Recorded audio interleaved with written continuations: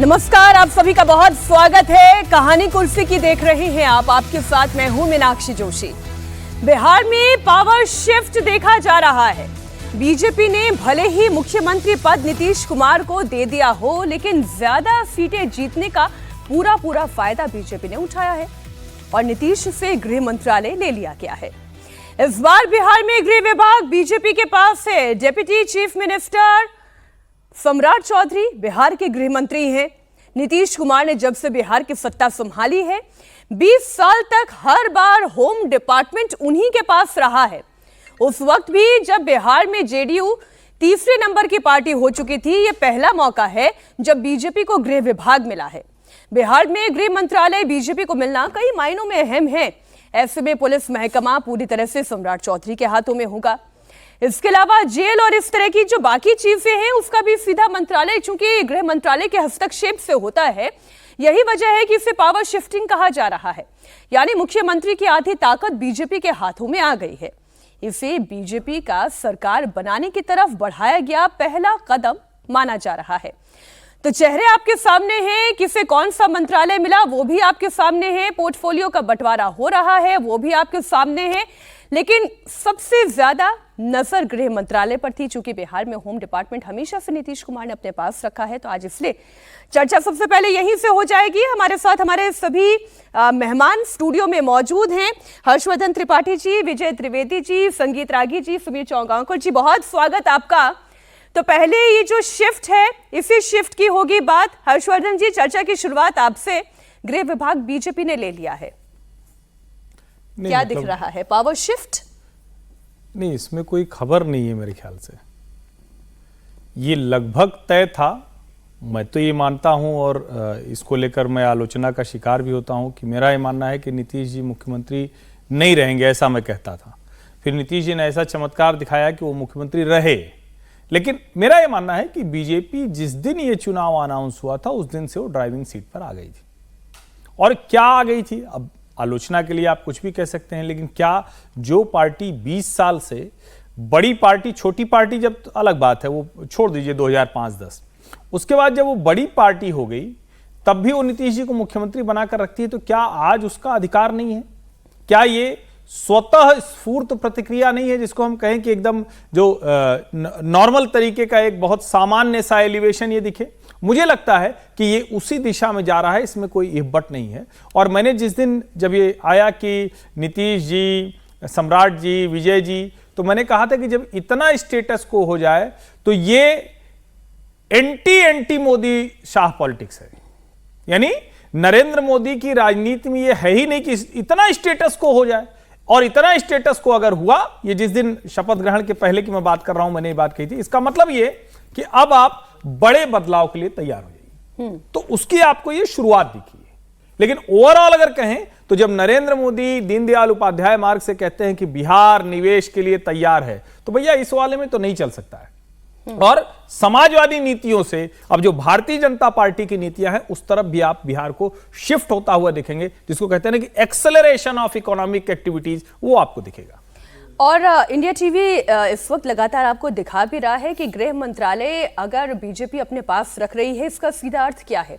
चाहे वो खुफिया विभाग हो, चाहे पुलिस महकमा हो, चाहे ट्रांसफर पोस्टिंग से जुड़े हुए बड़े फैसले हो, कानून व्यवस्था हो, सब कुछ अब ये होम डिपार्टमेंट के ही अंतर्गत आते हैं। इसलिए यहाँ पर बीजेपी की भूमिका ज्यादा हो जाती है इस मुद्दे पर, इसलिए चर्चा भी ज्यादा हो जाती है। हालांकि बिहार के पथ निर्माण और नगर विकास मंत्री नितिन नवीन ने कहा कि गृह विभाग और वित्त विभाग की अदला बदली के पीछे कोई सियासी मकसद नहीं है।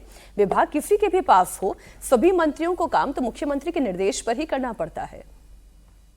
मैं मानता हूं कि बिहार में एनडीए गठबंधन पूरी तरह से माननीय मुख्यमंत्री के नेतृत्व में काम कर रहा है और गृह विभाग हो या कोई भी अन्य विभाग, सभी विभाग मुख्यमंत्री के निर्देशन पे ही काम करते हैं।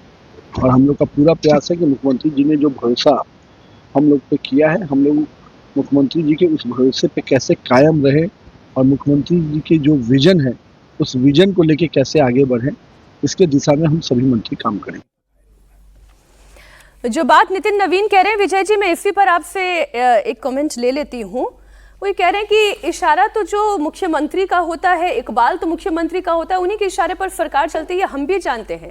और मुख्यमंत्री अब तक गृह मंत्रालय अपने पास रखते आए हैं, इस बार नहीं है। कोई तो कारण होगा और कोई वाजिब कारण बीजेपी बता ही रही है।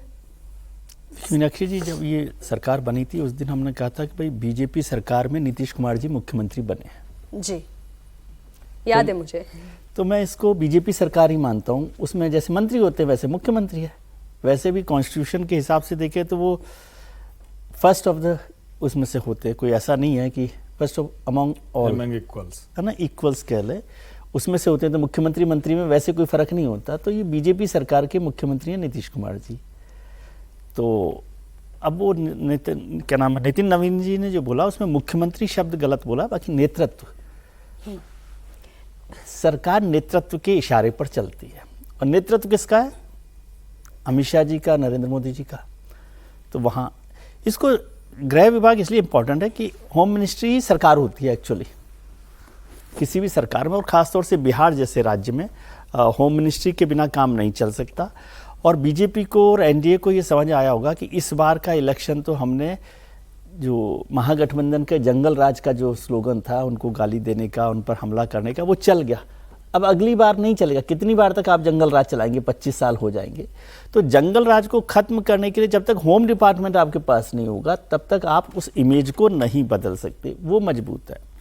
दूसरी बात, यदि पलायन की बात हुई थी, इंडस्ट्रियलाइजेशन की बात हुई थी, तो उसका फर्स्ट स्टेप ये होगा, एक तो इंफ्रास्ट्रक्चर जिस पर काम हो रहा जी। दूसरा, जब तक लॉ एंड ऑर्डर पर भरोसा नहीं हो जाए तब तक इंडस्ट्रियलाइजेशन नहीं हो सकता। तब तक लोग वहाँ पर अपनी इंडस्ट्री नहीं लगा सकते, अपनी फैक्ट्री नहीं लगा सकते, अपने ऑफिसेज नहीं खोल सकते।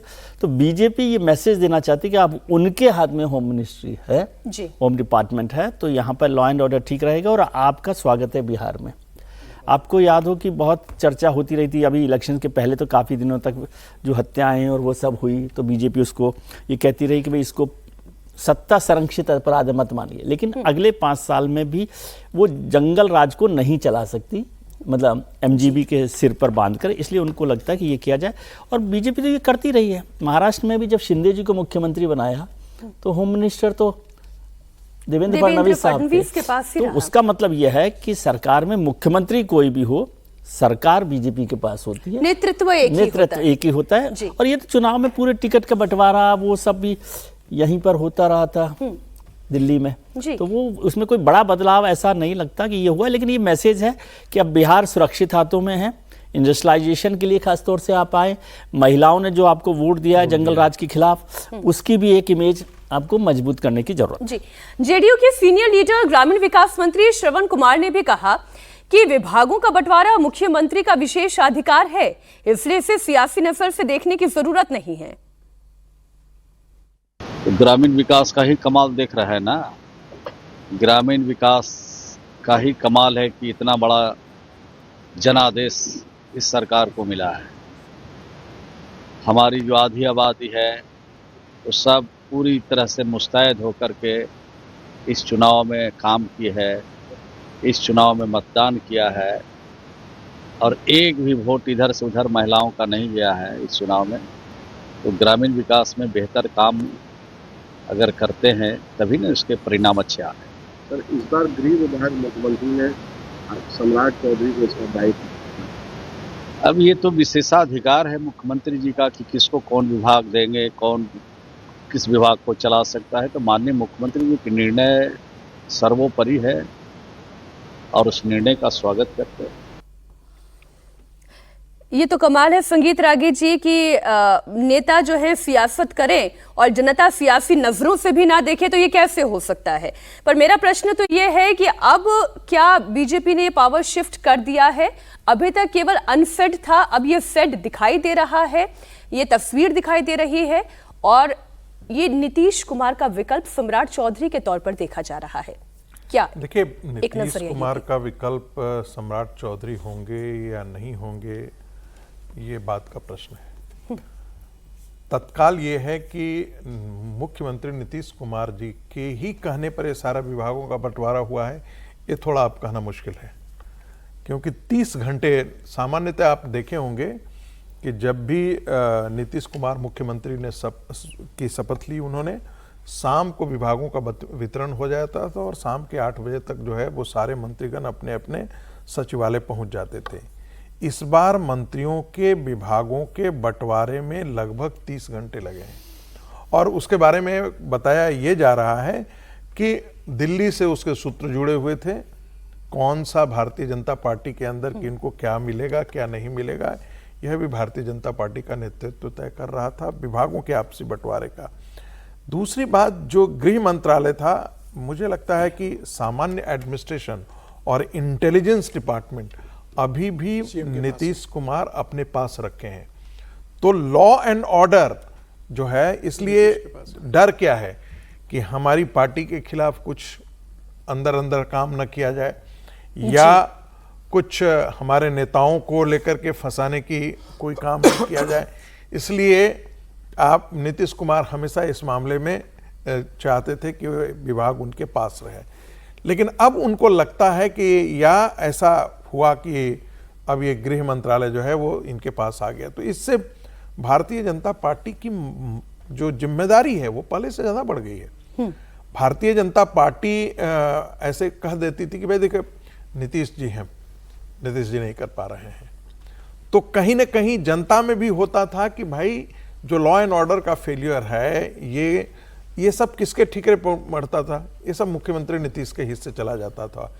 अब ये सारी चीजें जो है वो भारतीय जनता पार्टी के पास आएगी। यदि कल नहीं होता है तो भारतीय जनता पार्टी, और इस बात से मैं सहमत हूं कि 2 विभागों का बंटवारा, आप देखिए जो मेजर जिसे कहते हैं, जिसके आधार पर आप नींव खड़ी कर सकते हैं और जो आपके लिए एक गुड गवर्नेंस का मॉडल खड़ा कर सकता है आपके लिए, वो क्या है? स्वास्थ्य विभाग, उद्योग, पर्यटन, इसके बाद इंफ्रास्ट्रक्चर में पथ निर्माण, जिसको कहते हैं अर्बन हाउसिंग, ये सारे ऐसे विभाग हैं जिसको यदि पिछले आने वाले 5 साल में यदि इससे बेहतर कर सकते हैं तो फिर मुझे नहीं लगता है कि 2025 के ये 30 के अंदर आपको ये कहने की जरूरत पड़ेगी कि लालू के जंगल राज से होशियार जनता आपके साथ खड़ी होगी।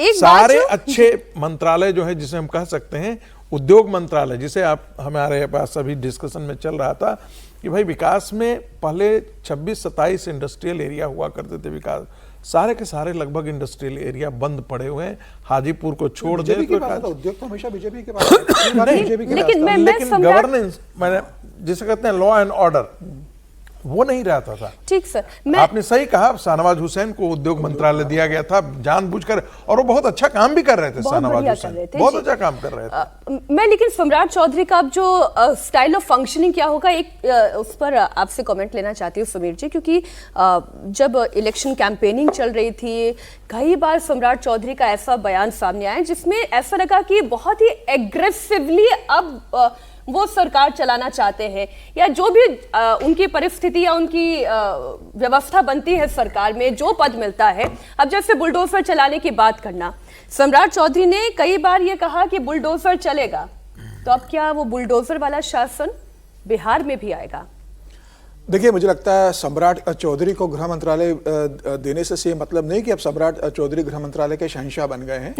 भारतीय राजनीति के इतिहास में ऐसे मैं आपको कई उदाहरण दे सकता हूं, और ये जो बिहार में हुआ, ये प्रबोध महाजन फार्मूला भारतीय जनता पार्टी में कहा जाता है। 1995 में जब महाराष्ट्र में सरकार बनी थी शिवसेना के साथ भारतीय जनता पार्टी की, तो मुख्यमंत्री शिवसेना का बना था, प्रमोद महाजन ने कहा था उप मुख्यमंत्री हमारा होगा, तो उप मुख्यमंत्री गोपीनाथ मुंडे के पास था। लेकिन गोपीनाथ मुंडे कहते थे कि भाई कई बार मुझे मुख्यमंत्री से अनुमति नहीं मिलती है काम को लेकर, क्योंकि अल्टीमेट पावर मुख्यमंत्री के पास रहती है। शिवराज सिंह चौहान जब मध्य प्रदेश के मुख्यमंत्री बने, बाद में तमाम लोगों को गृहमंत्री बनाया, नरोत्तम मिश्रा गृहमंत्री थे, नरोत्तम मिश्रा शिकायत करते थे। कर्नाटका में अगर आप देखेंगे तो सिद्धरामैया तो मुख्यमंत्री है, डीके उप मुख्यमंत्री है, परमेश्वर वहां के गृहमंत्री है। गुजरात में अगर आप देखेंगे तो भूपेन्द्र पटेल मुख्यमंत्री है, लेकिन हर्ष संघवी उप मुख्यमंत्री और गृह मंत्रालय है। अल्टीमेटली आपको मुख्यमंत्री से ही अनुमति लेना पड़ती है। और बिहार में जहां 20 साल मुख्यमंत्री नीतीश कुमार रहे हैं, जहां ब्यूरोक्रेसी पूरी उनके हिसाब से, सारे एसपी डीएम सारे आईपीएस लॉ भी उनके हिसाब से उनकी लॉयल है, क्या सम्राट चौधरी की अब इतनी ताकत रहेगी कि वो नीतीश कुमार के जो लॉयल अधिकारी है एसपी बड़े शहरों के, उनको हटाकर वहां अपने लोगों को लाकर बिठा दे? और इसके लिए जनता दल यूनाइटेड सम्राट चौधरी को इतना फ्री हैंड दे देगी कि ठीक है, आपको जितने आईपीएस बदलना है, डीजीपी बदलना है, आपको बड़े शहरों के एसपी बदलना है, आप बदल दीजिए, अपने लॉयल लोगों को बिठा दीजिए। मुझे लगता है यह संभव नहीं होगा। सम्राट चौधरी को दिया गया, लेकिन आप देखिए सबसे बड़ा विभाग तो वित्त मंत्रालय होता है, सारे सबको पैसा देने वाला वित्त विभाग है। वित्त तो नीतीश कुमार ने अपने पास रखा है। भले ही आज आप ये कह सकते हो कि भाई 14 मंत्री भारतीय जनता पार्टी के, 8 जेडीयू के, मैं बहुत 21 मंत्रालय, आज 21 मंत्रालय जेडीयू के पास है। पावर बैलेंस किया गया है कि एक वित्त और एक गृह दे दिया गया है, या एक इंडिकेशन दे दिया गया है कि अब सरकार कैसे चलेगी, अब विकास कैसे होगा, अब इंडस्ट्रियलाइजेशन कैसे होगा, ये बीजेपी तय कर रही है। वो सब होगा, लेकिन ऐसा नहीं है कि सम्राट चौधरी को गृह मंत्रालय दे दिया तो गृह मंत्रालय के सम्राट चौधरी बन गए हैं। नीतीश कुमार की लगाम रहेगी। डीजीपी कौन होगा, पटना का एसपी कौन होगा, प्रमुख जगह कौन आईपीएस होगा, ये बिना नीतीश की अनुमति के सम्राट चौधरी नियुक्त नहीं कर सकते हैं। और मुझे लग रहा है उनकी भूमिका नीतीश की उसमें रहेगी। एक कहा जाता है ब्रिटेन में पार्लियामेंट्री डेमोक्रेसी, जहां से गृह मंत्रालय जो है ना, हमारे यहाँ तो सेकंड इन कमांड माना जाता है कि गृह मंत्री हैं, लेकिन ब्रिटेन में सेकंड इन कमांड गृह मंत्री को नहीं माना जाता, फाइनेंस मिनिस्टर को माना जाता है। और कहा उसके लिए कहावत एक बड़ी प्रसिद्ध है, one who controls the purse control the nation. तो जिसके पास पैसे होते हैं ना, जो पैसे को कंट्रोल करता है, वही लगभग 11 लाख रुपए का ज्यादा बजट का हिस्सा नीतीश कुमार के पास गया। अगर मंत्रालय का आप देखेंगे 21 नीतीश के पास तो जेडीयू में चला गया है। हाँ ना, जेडीयू में, हाँ वही तो मैं बोल रहा हूँ, जेडीयू के पास गया, सम्राट के पास, सम्राट से वित्त लेके समीर जी उसी तरफ इशारा कर रहे हैं। आप सुशील मोदी जी देखिए ना, जब तक रहे वो वित्त मंत्री रहे।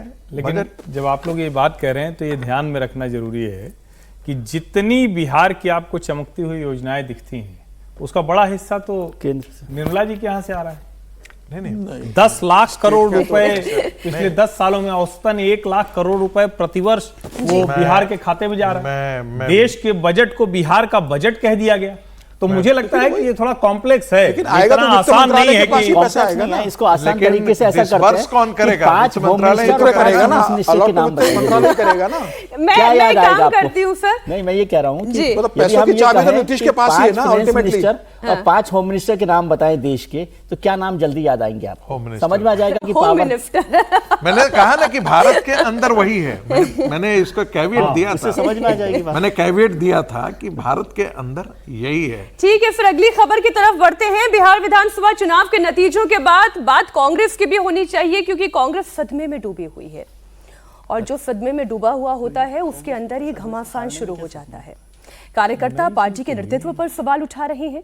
पटना में कांग्रेस के सदाकत आश्रम में स्थित दफ्तर में कांग्रेस के कार्यकर्ताओं ने शुक्रवार को जमकर विरोध प्रदर्शन किया। पार्टी के प्रदेश नेतृत्व के खिलाफ नारेबाजी कर रहे थे। इस बीच पप्पू यादव नाराज कांग्रेस कार्यकर्ताओं को मनाने के लिए पहुंच गए। वो जमीन पर बैठ गए और मनाने की कोशिश करने लगे। तस्वीरें भी आप देखें, लेकिन कार्यकर्ताओं ने उनकी एक ना सुनी। बजाय पप्पू यादव वापस जाओ और टिकट चोर गद्दी छोड़ के नारे लगा दिए। दरअसल कांग्रेस के प्रदेश नेतृत्व ने पार्टी के 43 नेताओं को नोटिस दिया है। इन नेताओं में पूर्व मंत्री, पूर्व विधायक, कई वरिष्ठ नेता शामिल हैं। इन सभी को कारण बताओ नोटिस दिए गए हैं। पार्टी नेतृत्व के इस कदम पर पार्टी में जमकर असंतोष उभर आया है। नोटिस से नाराज होकर नेताओं ने बिहार कांग्रेस मुख्यालय सदाकत आश्रम में धरना दे दिया। पार्टी के प्रदेश प्रभारी कृष्णा अलावरू और प्रदेश अध्यक्ष राजेश राम को हटाने के लिए मांग उठाई। पहले थोड़ा सा ये तस्वीरें देखें, फिर इसको चर्चा करते हैं।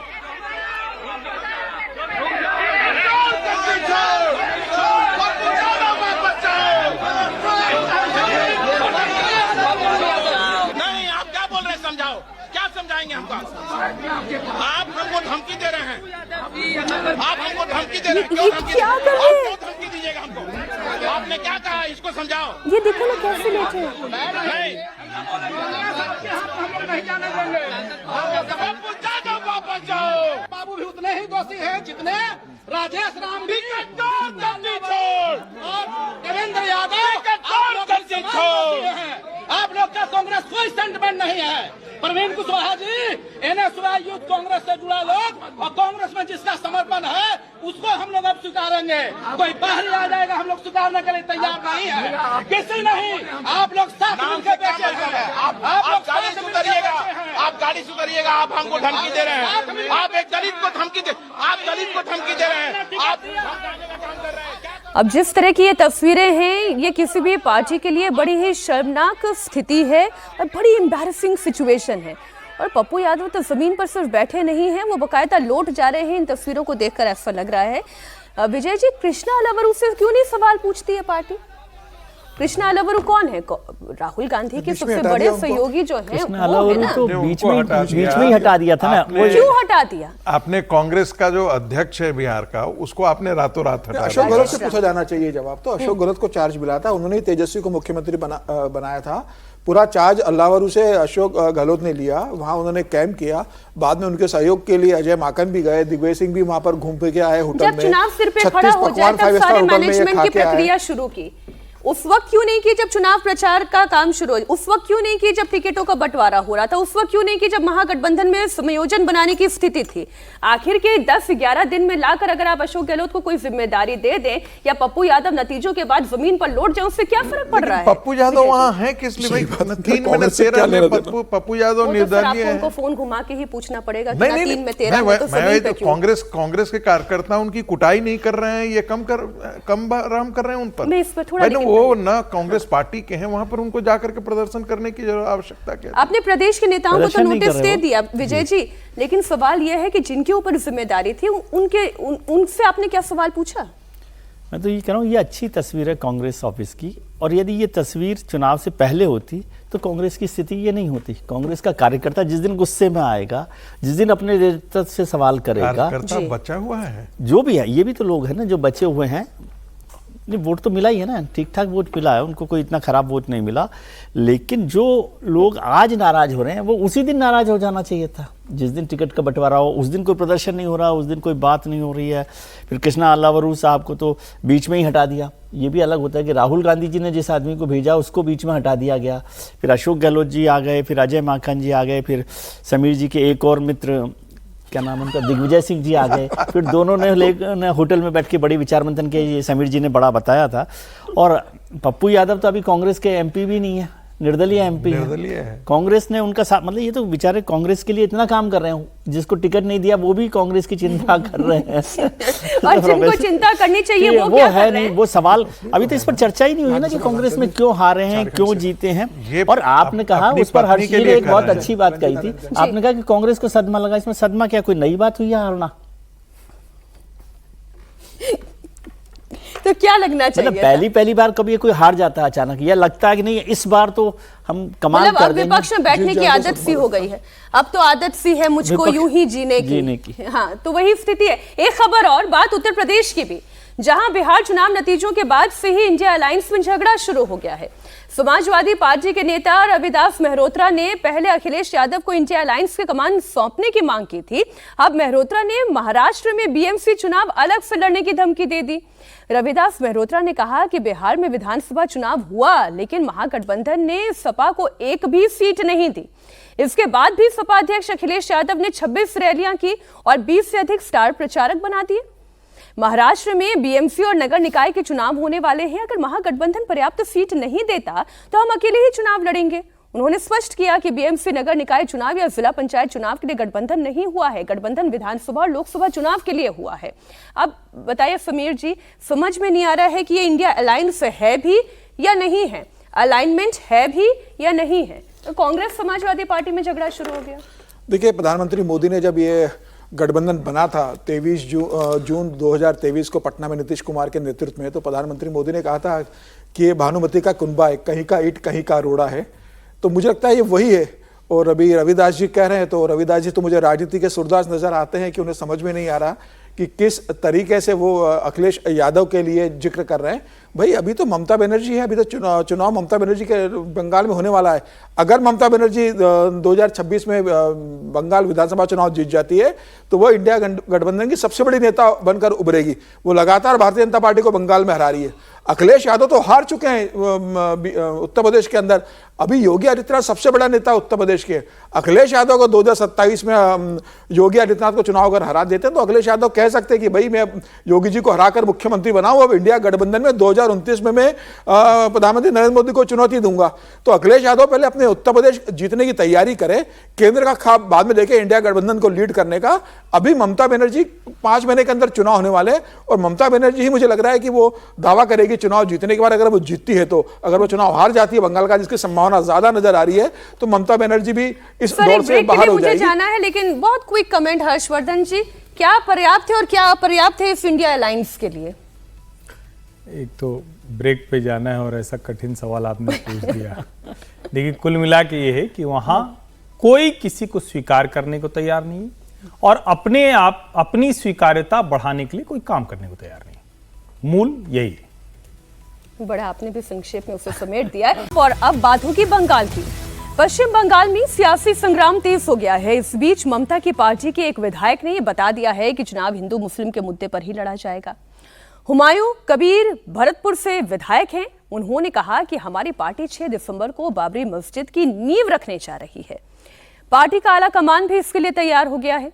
इस मस्जिद को बनने में 3 साल का वक्त लगेगा। बड़े मुस्लिम नेता और मौलाना इस कार्यक्रम में हिस्सा लेंगे। हुमायूं कबीर ने कहा कि मुर्शिदाबाद के बेलडांगा में बाबरी मस्जिद की बुनियाद रखी जाएगी। आप बयान सुने, फिर चर्चा। हाँ, वो तो बाबरी मस्जिद का शिलान्यास होगी 6 दिसंबर। स्टेट का मेरा नेता सब लोग को संहति दिवस भी उद्यापन होगी। मैं वहाँ का बेलडांगा में एक बाबरी मस्जिद 3 साल के लिए काम चलेगी, इसीलिए उनका भित्ति स्थापन होगी। हुमायूं कबीर चाहते हैं कि बाबरी मस्जिद बने। ममता बनर्जी से उनको ग्रीन सिग्नल भी मिल गया है। 3 साल का वक्त लगेगा। इतना तो समझ में आ रहा है कि पूरा खेला हिंदू मुस्लिम वाला होगा बंगाल में। रागी जी, उन्होंने कह तो दिया है, लेकिन मैं याद दिला दूं, हिंदू संकल्पों ने धर्म संसद में एक संकल्प लिया था कि इस देश में बाबर के नाम पर कहीं भी मस्जिद हो वो हिंदू समाज को स्वीकार्य नहीं है। तो आने वाले दिनों में क्या ये विश्व हिंदू परिषद धर्म संसद बुला करके फिर इस बात को दोहराती है। लेकिन एक बात साफ है कि ऐसा करने के पीछे उनका मकसद ये है कि आने वाले बंगाल के चुनाव को वो किसी तरीके से पोलराइज करें। ऐसे भी पोलराइज रहता है, लेकिन उसको कंसोलिडेट जिसे करना है, क्योंकि 2011 की जनसंख्या के अनुसार 30% मुसलमानों की आबादी थी। आज जब हम 2025 में हैं तो मुस्लिम आबादी मान करके चलिए कि वहाँ 30% से कहीं ज़्यादा होगी, 35-36% के आसपास होगी। ऐसी स्थिति में वो बेस लेवल उनका हो जाता है। यदि 36 के पास यदि 10% भी यदि हिंदुओं का वोट जाति के आधार पर, कॉन्स्टिट्यूएंसी के आधार पर, कैंडिडेट के आधार पर यदि आ जाता है तो भारतीय जनता पार्टी को हराने के लिए उनको और कुछ किसी भी चीज़ की ज़रूरत नहीं है। वो एक बड़ा सेफ है। यानी कि 126 ऐसी कॉन्स्टिट्यूएंसी, अब तो कहा जाने लगा है कि 143 ऐसी कॉन्स्टिट्यूएंसी है पश्चिम बंगाल के अंदर, जहां पर मुस्लिम या तो डोमिनेंट पोजीशन में है या डिसाइसिव फैक्टर हो गए हैं। तो ऐसे वोट बैंक को कंसोलिडेट करने के लिए ही ममता बनर्जी के तृणमूल कांग्रेस के तरफ से ये इस प्रकार का काम किया जा रहा है। नहीं तो इस देश में बाबर के नाम पर, जिसे सब आक्रांता बोलते हैं, मलेच्छ कहते हैं, जिसने भारत के हिंदू मंदिरों को तोड़ा, जिसने हमारे देवी देवताओं का अपमान किया, ऐसे व्यक्ति के नाम पर भारत के अंदर मुसलमानों में उसके नाम पर मस्जिद बनाने का आग्रह हो और वहां पर किया जा रहा हो। अयोध्या में या उत्तर प्रदेश के मुसलमानों ने भी इस प्रकार का इनिशिएटिव नहीं किया, किसी अन्य जगह भी मुसलमानों ने इनिशिएटिव नहीं लिया। लेकिन यदि वो वहां पर कर रहे हैं और वो तृणमूल का एक टैक्टिकल समर्थन है, तो ये मान करके चलिए कि आने वाले बंगाल में पूरा पोलराइजेशन होने जा रहा है। ममता बनर्जी के लिए मुस्लिम वोट का ये रास्ता तो है हर्षवर्धन जी, लेकिन क्या हिंदू वोट की कोई आवश्यकता ममता बनर्जी को नहीं है, या फिर ये काउंटर पोलराइजेशन करेगा और फिर हिंदू वोटों की व्यवस्था इधर बीजेपी के लिए भी हो जाएगी? 10% नहीं, देखिए, मुझे लगता है कि इसको कड़े शब्दों में निंदा जो कहते हैं ना, वो सिर्फ करने के लिए नहीं करनी चाहिए, ये पता चलना चाहिए ममता बनर्जी को ऐसा काम आप करने जा रही हैं। और हुमायूं कबीर ने कहा अभी तक टीएमसी की तरफ से कोई स्पष्टीकरण नहीं आया। बाबर इस देश के लिए आक्रांता था, उसके नाम पर 500 सालों का जो संघर्ष है, जिसने राम मंदिर तोड़कर मस्जिद बनाई थी, और आप कह रहे हैं कि बंगाल में जाकर बना देंगे। हिंदू धर्म का तमाशा बनाना तय कर लिया है तृणमूल कांग्रेस ने। और अगर आप ये कर रहे हैं तो फिर आप इसकी तैयारी रखिए कि जो हिंदू मुसलमान करने की बात होती है वो आप भारतीय जनता पार्टी के माथे नहीं लगा सकते।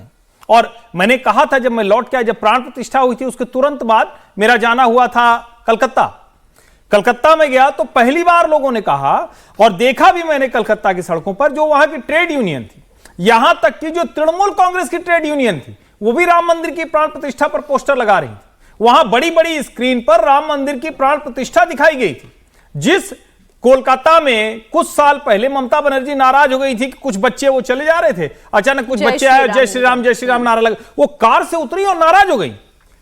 अब इतना कुछ बदल गया है, ममता अगर समझने को तैयार नहीं उस परिवर्तन को, और फिर मैं कह रहा हूं ये कम्युनल पॉलिटिक्स तृणमूल कांग्रेस कर रही है। इसके पहले भी फिरहाद हकीम के बाद की बात याद रखिए, इसके पहले भी जो ताजेमुल का मामला था उस मामले में याद रखिए, और बार बार जिस तरह से एहसास दिलाया जाता है कि मुस्लिमों के इलाके में तो उनके हिसाब से काम चलेगा, भाई शरिया वाला काम चलेगा, और बाकी में वो सेकुलर कानून लाएंगे। इसीलिए फ्रॉड सेकुलरिज्म, मैं फिर कह रहा हूं, बाबर के नाम पर इस देश में कहीं भी कुछ स्वीकार्य नहीं हो सकता है, और नया बनाया जा रहा है तो ये देश के संविधान के भी खिलाफ है। संविधान के खिलाफ लेकिन कैसे हुआ? मैं इस पर थोड़ा विजय जी आपकी टिप्पणी इसलिए चाह रही हूं कि राम मंदिर बनाना जैसे बीजेपी के आइडियोलॉजी में था, बाबर का मकबरा बनाए या जो भी मस्जिद बनाए ये इनकी आइडियोलॉजी में है। वो आइडियोलॉजी का मसला ही नहीं है, ये आपने तो बहुत अच्छी बात कह दी है, लेकिन और नए संविधान का भी कोई मसला नहीं है, इसमें कोई संविधान की बात नहीं है। और जो अयोध्या में मस्जिद तोड़ी गई वो बनी हुई मंदिर को तोड़कर बनाई गई थी, इसलिए उसको तोड़ा गया। उसका बाबर का रेफरेंस इतना ही है केवल, बस। उसमें हमारा विरोध क्या है, मतलब जो भी हिंदू समाज का विरोध था वो था कि राम जन्मभूमि पर मंदिर को तोड़कर मस्जिद बनाई गई थी, इसलिए विरोध था। अब वो बाबर के जमाने में बनी, बाबर के कप्तान ने बनाई, इसलिए वो बाबरी मस्जिद थी। उसका बाबर से सीधा विरोध उस तरह से नहीं है, लेकिन वो उनका मकसद बाबर से नहीं है। उनका मकसद है कि एक पोलराइज कैसे किया जाए, वोट पॉलिटिक्स कैसे की जाए। मुझे नहीं लगता कि ममता जी को इसकी जरूरत है, क्योंकि जो माइनॉरिटी वोट है वो 80-90% उनके पास है। बल्कि अगर वो ऐसा करते हैं, मेरी समझ से जितना मैं समझता हूँ, यदि वो इसको पोलराइज करते हैं, हाँ, तो उससे नुकसान होगा, क्योंकि उसका काउंटर पोलराइजेशन होगा। बल्कि ये तो बीजेपी के फायदे के काम आएगा कि उससे होगा, क्योंकि पोलराइजेशन, जैसे अभी प्रोफेसर साहब ने कहा 146 सीटें मेरे हिसाब से 120-25 थी, और उसमें से 95 सीट्स ममता जी के पास है जी पिछले चुनाव में। तो इसलिए पोलराइजेशन करने की अलग से जरूरत नहीं है। अगर पोलराइजेशन का जो अखिलेश जी करते ना, अखिलेश जी पोलराइजेशन के लिए उसको मुसलमानों के इशू को बड़ा नहीं करते, क्योंकि उसका आज वो तो मंदिर नई तरीके की हो गई है। मंदिर बनवाना चाह रहे थे या बनाना शुरू कर दिया जी। वोट वेस्ट बंगाल में लेफ्ट पार्टी बची नहीं है, कांग्रेस बची नहीं है, तो वो बीजेपी को तो मिलेगा नहीं वोट। वो तो 90% 80% टीएमसी का ही वोट है। तो उसको पोलराइज करने के लिए या ऐसा माहौल बनाने से आप काउंटर पोलराइजेशन की तरफ बढ़ेंगे। और मुझे नहीं लगता कि ममता बनर्जी इसको बहुत आगे बढ़ाने की बात करें। कितना विरोध करते हैं नहीं करते ये मुझे इशू नहीं समझ। उनको अपने इलाके में भी लग रहा होगा कि ठीक है। मैं जो आपकी बात से समझ पा रही हूँ वो यही कि इसमें टीएमसी का फायदा कहाँ दिख रहा है, क्योंकि ऑलरेडी उनके पीछे मुस्लिम वोटर्स तो वैसे ही आ रहे हैं। अब इससे वो क्या हासिल कर ओवैसी फैक्टर। अच्छा, इस पर हम थोड़ा चर्चा करेंगे, लेकिन एक मैं बयान और आपको सुना दूं। बीजेपी ने इस पर रिएक्शन दिया है। हिंदुस्तान की धरती पर बाबर के नाम की एक भी ईंट नहीं रखने दी जाएगी। क्या कहा गया केशव प्रसाद मौर्य के द्वारा, वो भी आप सुने।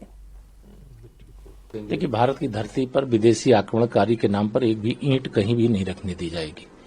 और जो इस प्रकार की बात कर रहे हैं घुसपैठियों के सब संरक्षक हैं, और घुसपैठियों के खिलाफ पूरे देश में अभियान चल रहा है कि एक भी घुसपैठी भारत में नहीं रहने दिया जाएगा, और उनको चुन चुन करके, उनको खोज खोज करके भारत के बाहर निकाला जाएगा। ये कल देश के माननीय गृह मंत्री श्री अमित शाह जी ने ऐलान भी कर दिया है, और पूरा देश इसके लिए तैयार भी है।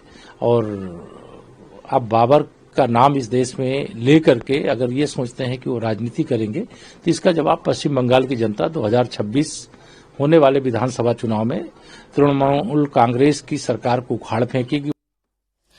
अच्छा, बंगाल में इस वक्त एक और बवाल चल रहा है, और ये बवाल जो है एसआईआर को लेकर है। इस पर खूब सियासत हो रही है।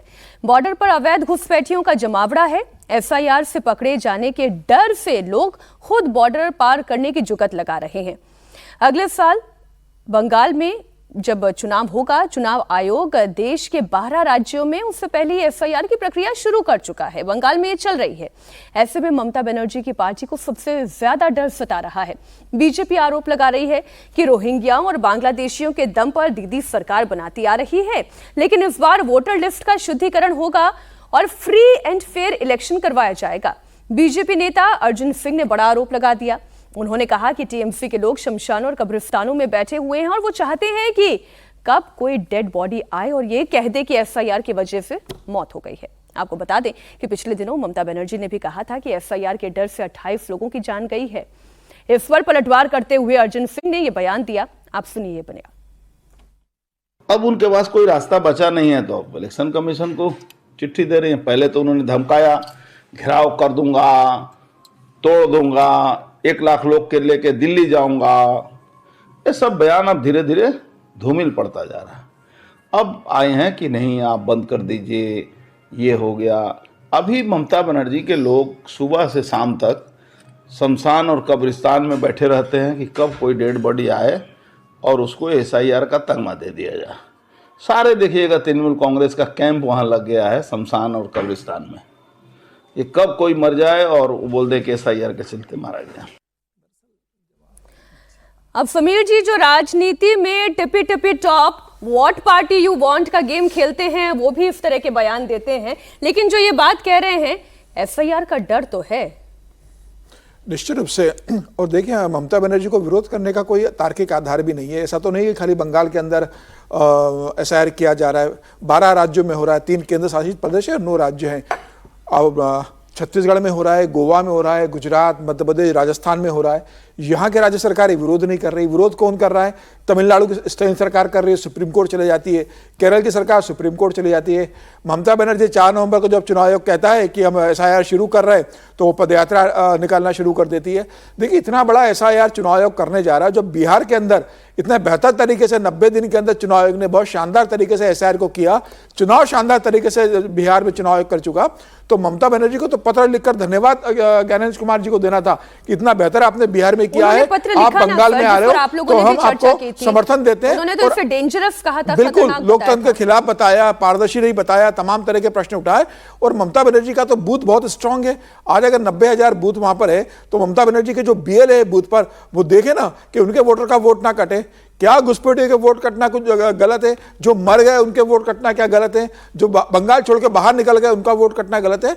और ये एसआईआर प्रक्रिया में 51 करोड़ लोग कवर हो रहे हैं। इतनी बड़ी एक्सरसाइज चुनाव आयोग कर रहा है। और ममता बनर्जी का दरअसल प्रॉब्लम यही कि ममता बनर्जी का बड़ा वोट बैंक वही है जो बंगाल से आया। और ममता बनर्जी की टीएमसी ने एक बड़ा उद्योग खड़ा कर लिया, एक इंडस्ट्री है वहां पर कि बांग्लादेश से घुसपैठियों को लाओ, उनका राशन कार्ड बनाओ, उनका वोटर आईडी कार्ड बनाओ और उनको अपना वोट बैंक में तब्दील करो। 2011 के बाद जब ममता बनर्जी बंगाल की मुख्यमंत्री बनी है, तब से लगातार 2025 तक एक बड़ा उद्योग का रूप तैयार टीएमसी ने इसे कर लिया है और एक स्ट्रांग वोट बैंक अपना तैयार कर लिया। आज ममता बनर्जी का जो वोट बैंक 48% के आसपास है, भारतीय जनता पार्टी का 38 के करीब है, तो उसमें 48 में से लगभग 20 से 22% का ये वोट बैंक है जो घुसपैठियों का है। अब जब एसआईआर होगा, जब क्लीन होगी पूरी चुनाव वोटिंग पैटर्न की कॉपी और जब साफ सुथरे लोग मतदान करेंगे तो ममता बनर्जी के साथ कितना जुड़ा ये पता पड़ेगा। और ममता बनर्जी जिन घुसपैठियों की दम पर बंगाल में लगातार सत्ता में है, ममता बनर्जी को डर सता रहा है कि अगर ये एसआईआर हो जाता है तो 2026 के चुनाव में मैं सत्ता से बाहर हो जाऊंगी। और यही डर उन्हें इस तरीके से विरोध करने के लिए प्रेरित कर रहा है। लेकिन एफआईआर को लेकर राघे जी, विपक्ष भी अलग, जितने भी उनके दल हैं अलग अलग मत से आगे चल रहे हैं। अब जैसे अखिलेश यादव भी हैं, अखिलेश यादव को एफआईआर से दिक्कत नहीं है, लेकिन हाँ उसकी टाइमिंग को लेकर उन्हें दिक्कत जरूर है। वो ये कह रहे हैं कि शादियों का सीजन चल रहा है, इस प्रक्रिया को ठीक तरीके से पूरा नहीं किया जा सकेगा, तो इसलिए आप बाद में भी ये एफआईआर की प्रक्रिया करा सकते हैं। ये तो देश उत्सवों का सीजन से क्या होगा इसमें? नहीं, मैं थोड़ा सा आश्चर्य में पड़ गया। वैसे भी ये देश तो ममता बनर्जी भी कह रही है कि खेती का सीजन है। देखिए, ये देश तो उत्सवों का देश है। हर समय कोई ना कोई पर्व त्योहार आते रहेगा, फिर एग्जामिनेशन बच्चों का 10th का और 12th का, फिर बोर्ड का एग्जामिनेशन आ जाएगा। इसका कोई मतलब नहीं है। दूसरा तर्क ये है कि भाई बीएलओ इतने आत्महत्या किए हैं। बिहार के अंदर तो ऐसी कोई खबर नहीं आई थी। बिहार तो और जल्दी किया गया था, बिहार तो और भी कम समय में पूरा किया गया। एक भी इस प्रकार का चर्चा, आज भी मैं एक देख रहा था, एक अंग्रेजी अखबार, वो मध्य प्रदेश के या राजस्थान के एक बीएलओ की उसमें चर्चा की गई है कि उसने आत्महत्या कर ली। तो आत्महत्या किस लिए किया कि भाई उस पर उसको सस्पेंड कर दिया गया था। सस्पेंड किस लिए किया गया था?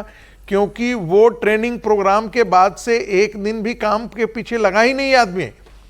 भाई आप ड्यूटी नहीं कर रहे हैं, काम नहीं कर रहे हैं और उस कर रहे हैं कि हम काम अकर्मण्य है, उस दबाव में हमने आत्महत्या कर ली। और वहां पर जाकर के मैंने वही कहा, बिहार के अंदर तो एक भी इस प्रकार की चर्चा में नहीं आई कि किसी बीएलओ ने जो है वो काम के दबाव में, वहां तो काम का दबाव और भी ज्यादा था, वहां पर किसी ने आत्महत्या नहीं की। तो ये सारे इसलिए हैं क्योंकि सुप्रीम कोर्ट में मामला आया हुआ है, सुप्रीम कोर्ट पर एक दबाव बनाया जा रहा है। देखिए आप, मजेदार बात है, बाकी जगहों के भी, तमिलनाडु के भी आए हैं, कर्नाटक से भी आए, आंध्रा से भी आए हैं, केरल के सुनवाई तुरंत फिक्स कर दी गई है। कपिल सिब्बल उसके वकील हैं, सुनवाई वो तुरंत फिक्स कर गई। मुझे लगता है 26 तारीख का उसका या 28 तारीख को डेट दिया गया है और बाकियों का अभी डेट नहीं फिक्स किया गया है। ये बताता है कि जानबूझ करके सुप्रीम कोर्ट पर एक दबाव बनाने के लिए, ताकि आप इन घुसपैठियों को बचा सकें। एक फेक वोट जो गिरोह काम करता था और है भी बंगाल के अंदर, बंगाल, आसाम और बिहार के अंदर, तो ये बहुत बड़ी समस्या के रूप में उभर के आई है। ममता बनर्जी उनको बचाना चाहती हैं, इसलिए वो नहीं चाहती हैं कि इस प्रकार का हो। और पंचायत, और उनको मजेदार है, वो चाहती हैं कि कुछ दिन बाद हो जाए, यानी 6 महीने बाद, यानी कि वो बंगाल का चुनाव जीत लें, उसके बाद आप कराते रहिए तो 5 साल हम देखेंगे, आपसे लड़ते रहेंगे। हर्षवर्धन जी, राजधर्म कार्यक्रम में भी चलाई थी, हमारे संवाददाता ओंकार सरकार ने भेजी थी और उस रिपोर्ट में दिख रहा है, वो बाकायदा उन लोगों से बात कर रहे हैं जो बांग्लादेश से भारत आ गए, कोई इलाज की वजह से आए, कोई वैसे ही आ गए और उसके बाद फिर यहाँ से कभी गए ही नहीं और योजनाओं का भी फायदा उठाते रहे। हालांकि वोट किसने दिया नहीं दिया वो आगे की बात है, पर उनका भी तो सर्टिफिकेट बना ना, अब चाहे राज्य सरकार ने बनाया हो या जिसने भी बना के दिया हो। नहीं, ये बड़ी समस्या है और इसीलिए बड़ा जरूरी है कि एसआईआर तो हो। हम लोग तो बार बार चर्चा कर रहे हैं कि एनआरसी भी लगे हाथ हो जानी चाहिए। और देखिए ये ठीक बात है कि बीएलओज के लिए थोड़ा मुश्किल काम है, घर घर जाके उनको फॉर्म देना है जो सेट है, उसके बाद लोग फोन करते हैं, क्योंकि उस फॉर्म पर उनका नंबर भी है। अब कितने लोगों का फोन, लेकिन एक पहलू ये भी है ना कि अब तो बीएलओ कितने का होगा, एक बूथ पे 1200 लोग ही तो हैं और एक 1200 लोगों का 100 को ही करना है। नहीं, मैं कह रहा हूं 1200 लोगों का अगर 100 भी कह दें तो 12 दिन में हो गया और उसके बाद भी आपके पास बचे हुए हैं 18 दिन बचे हुए हैं, क्योंकि 1 महीने का ये प्रोसेस है ना। और जितने लोग भी उसमें शामिल हैं, हाँ ये जरूर है कि इससे जुड़ी हुई जानकारियां अभी भी लोगों को पूरी तरह से नहीं मिल रही। मान लीजिए जिसका फॉर्म नहीं है, चुनाव आयोग अगर सुन रहा है तो, जिसका फॉर्म नहीं आया, अब क्या करेगा वो, कहां जाएगा? क्या बीएलओ के पास ये व्यवस्था नहीं होनी चाहिए कि वो फॉर्म लेकर चला जाए? किसी का एक जगह से दूसरी जगह जाना है तो आपको दिखता है तो तब का नाम अलग है। 2003 की जो मतदाता सूची है उसमें भाग, क्रमांक, संख्या जो वो सब होती है वो अलग है। कई जगह तो विधानसभा का नाम बदल गया तो आपको पता ही नहीं, कमरा नंबर 10 में देखेंगे, 12 में देखेंगे, 1 में देखें। तो ऐसी कई मुश्किलें हैं, इसमें कहीं कोई संदेह नहीं है। उसको चुनाव आयोग को और ज्यादा ठीक करना चाहिए, जिला लेवल पर, बूथ लेवल पर। लेकिन यह कहना कि एक बीएलओ अपने जो उसके जिम्मे आए हुए हैं 1000-1200 लोग उसको नहीं कर पाएगा, ये थोड़ा सा मतलब ठीक नहीं दिखता है। और फिर तो हम किसी भी काम को कहेंगे तब तो भाई मुश्किल आ ही जाएगी, काम नहीं करना है। लेकिन जैसे मैं ये कह रही थी ना कि विपक्ष में भी अलग अलग दलों के मत अलग अलग हैं। कांग्रेस पार्टी तो ये कह रही है कि ये वोट चोरी की प्रक्रिया है और संवैधानिक तरीके से वोट चोरी की जा रही है। कितनी बार ज्ञानेश कुमार के ऊपर आरोप भी लगाए गए। अखिलेश यादव का जो रिएक्शन है वो कांग्रेस पार्टी से थोड़ा अलग है। वो वोट चोरी की बात नहीं कर रहे हैं, वो ये मान रहे हैं कि हाँ लिस्ट को ठीक करना जरूरी है, लेकिन बीजेपी खेल कर रही है, वो ये भी कह रहे हैं। अब वो खेल कैसे कर रही है वो आप खुद उन्हीं की जुबानी सुने। आदरणीय ममता बनर्जी जी और उत्तर प्रदेश में या विपक्षी दल और जगह भी या कांग्रेस पार्टी, इनका सबका मिलकर के यही प्रयास है कि वोटर लिस्ट अच्छी बने, इसलिए एसआईआर में समय मिलना चाहिए। और देखिए कितनी सूझबूझ वाली बीजेपी पार्टी है जो चुनाव आयोग से मिली हुई है कि जिस समय सबसे ज्यादा शादियां हैं, सबसे ज्यादा लोग व्यस्त हैं शादियों में, तब एसआईआर यूपी में चल रही है। और जब शादियां होती हैं तो लोगों को अपना काम भी होता है, शादियों में शामिल भी होना है। तो हमारी मांग यही रहेगी कि जब एसआईआर करा ही रहे हैं और हमारा कोई विरोध नहीं उसमें, लेकिन समय तो बढ़ना चाहिए। देखिए बिहार में छठ पूजा थी, है ना? उससे पहले ये काम क्यों हो रहा है? चुनाव एकदम नजदीक, फिर बंगाल में कह रहे हैं कि खेती का समय है, वो बड़ी परेशानी। अब यहाँ उत्तर प्रदेश में आते आते कह रहे शादियों का सीजन है। ऐसे तो कभी काम खत्म ही नहीं होगा, तो इसका मतलब क्या SIR करें ही ना, गर्मी की छुट्टियों का इंतजार करें? विजय जी, मेरे ख्याल से सोमवार से रविवार तक ये नहीं रखना चाहिए SIR का कार्यक्रम, बाकी दिनों में रखें क्योंकि वो सारे दिन ऑफिस जाने के और काम के भी होते हैं, और छुट्टी में आदमी और छुट्टी में घर का काम करे कि SIR करे। और घूमने चला गया तो हाँ, तो वही कह रहा हूँ, छुट्टी पिकनिक मनाना चला गया तो तीनों गलती हो जाएगी। कि SIR को लेकर सुप्रीम कोर्ट में भी चर्चा चल रही है, जो बात प्रोफेसर साहब ने भी कही, केरल की बात भी हो रही है, लेकिन सुप्रीम कोर्ट का बिहार को लेकर रुख देख लीजिए कि उन्होंने SIR को लेकर मना नहीं किया, और जब वहाँ 1 महीने में भी 1.5 महीने में भी जो भी समय था, कम समय जिसकी चर्चा करते, उसके बाद भी SIR की रोक उन्होंने नहीं लगाई है। मुझे नहीं समझ में आता, हम बार बार इस पर चर्चा करते हैं कि SIR में सबको सहयोग देना चाहिए, और ये सब पॉलिटिकल पार्टीज के फायदे की बात है जी, सब पॉलिटिकल पार्टीज के फायदे की बात है। बल्कि मेरे को थोड़ी सी दिक्कत लगती है उन छोटी पार्टी की जिनके पास BLOज नहीं है, वो कहीं पर आगे जा सकते हैं कि नहीं जा सकते। बड़ी पार्टीज के लिए तो कोई दिक्कत ही नहीं है, उनको ये काम करवाना चाहिए, इससे बेहतर हो। और मैं इससे भी सहमत हूँ कि यदि ये भी हो जाए NRC वाला काम, तो ये झगड़ा ही खत्म हो जाएगा रोज रोज का। असम के लिए लेकिन दिक्कत हो जाएगी लेकिन ना विजय जी? नहीं, ये बात है, लेकिन मैं तो चाहता हूँ कि SIR महाराष्ट्र और असम में भी हो जाए। अभी 12 राज्यों में किए, 14 में भी कर लेते, पता नहीं क्यों छोड़ दिया उन्होंने कि वहाँ पर शायद शादियाँ ज़्यादा हो महाराष्ट्र में, तो वो वहाँ नहीं करवा रहे हैं, असम में भी नहीं करवा रहे, तो इससे थोड़े से सवाल खड़े होते हैं, उस पर करवाया जाए। मैं तो SIR को लेकर हमेशा से समझता हूँ, मतलब मेरी राय नहीं, मैं समझता हूँ कि इलेक्शन सिस्टम को ठीक करने के लिए SIR पर, और जितना बेहतर तरीके से हो सके, और बेहतर कब होगा? इलेक्शन कमीशन से नहीं होगा, जब पॉलिटिकल पार्टीज उसको सपोर्ट करेगी। लेकिन पॉलिटिकल पार्टीज तो BLA जो है वो सपोर्ट करेंगे, ये उनके फायदे के लिए। भाई बनवा लो ना अपने वोटर, जो भी बनवाने हैं, पॉलिटिकल और जो कटवाने हैं वो भी कटवा दीजिए। तो मानकर ही चल रही है ना कि ये सब बीजेपी के इशारे पर, उनके अनुसार, उनके फायदे के लिए हो रहा है। इसी बीच बड़ी खबर बंगाल में कोई कार्यकर्ता बीजेपी का TMC की कार्यकर्ता के आगे चला सकता है अपना ना? ये तो ममता बनर्जी को सोचना चाहिए। एक बड़ी खबर आ रही है उत्तर प्रदेश के बरेली से। बरेली में मौलाना तौकीर के करीबी पर बुलडोजर एक्शन हुआ है। मोहम्मद आरिफ की अवैध मार्केट को बुलडोजर से गिरा दिया गया है। 2 मंजिला मार्केट और पीटर इंग्लैंड का ये शोरूम है जो प्रशासन ने ध्वस्त किया है। अवैध तरीके से इसका निर्माण किया गया था, जिसे अब प्रशासन ने ध्वस्त कर दिया है। मौलाना तौकीर रजा के करीबी हैं मोहम्मद आरिफ, जिनकी अवैध मार्केट पर बुलडोजर एक्शन हुआ है। तस्वीरें आपके सामने बरेली से तस्वीर आ रही है पिछले कुछ हफ्तों से, जहां जहां पर मौलाना तौकीर रजा के खुद की संपत्ति या उनकी करीबियों की संपत्ति जो अवैध तरीके से खड़ी की गई है, वहां पर बुलडोजर एक्शन हो रहा है। बात अब हम करने जा रहे हैं बांग्लादेश की, क्योंकि बांग्लादेश में लगातार हालात खराब होते जा रहे हैं और खास तौर पर हिंदू समाज से आने वाले लोगों के लिए स्थिति विकट होती जा रही है। कट्टरपंथियों के टारगेट पर है वहां पर हिंदू। अल्पसंख्यकों पर अत्याचार के मामले बढ़ते जा रहे हैं और इसे लेकर अब हिंदू समाज का सब्र का बांध टूट चुका है। लोग सड़कों पर उतर आए हैं। पिछले 14 महीने से बांग्लादेश में लगातार बढ़ते हुए अत्याचार के खिलाफ अल्पसंख्यक अपनी आवाज बुलंद कर रहे हैं। ज्यादा तो क्या ही कर सकते हैं, सड़क पर उतर सकते हैं, नारेबाजी कर सकते हैं, पोस्टर लहरा सकते हैं। बांग्लादेश में शरिया कानून के तहत अब देश को चलाने की कोशिश की जा रही है, उसके खिलाफ आवाज उठा सकते हैं, अपनी डेमोक्रेटिक राइट्स की मांग कर सकते हैं। मोहम्मद यूनुस सरकार तमाशबीन बनी हुई है। हिंदुओं पर हो रहा अत्याचार उन्हें नहीं दिखाई दे रहा। हिंदुओं की सुरक्षा के नाम पर पुलिस प्रशासन का रोल जीरो है। अल्पसंख्यक हिंदू समाज के लोग कट्टरपंथियों के निशाने पर हैं। कट्टरपंथियों को खुश करने के लिए बेगम खालिदा जिया की पार्टी के नेता भी हिंदुओं के खिलाफ ही जहर उगल रहे हैं। उपद्रवियों को भड़काया जा रहा है। ढाका समेत अलग अलग इलाकों में जमाते इस्लामी के लोग एक्टिव हो चुके हैं। हिंदू बहन बेटियों पर बुरी नजर डालने की कोशिश भी हो रही है। ऐसी खबरें भी वहां से आ रही है। जैसे पाकिस्तान में आप देखें कैसे धीरे धीरे करके हिंदू और संकुचित होते हुए चले गए। किसी का धर्म परिवर्तन कर दिया गया तो जबरन किसी हिंदू लड़की से मुसलमान लड़के ने शादी कर ली, वहां ऐसे भी धर्म परिवर्तन किया गया।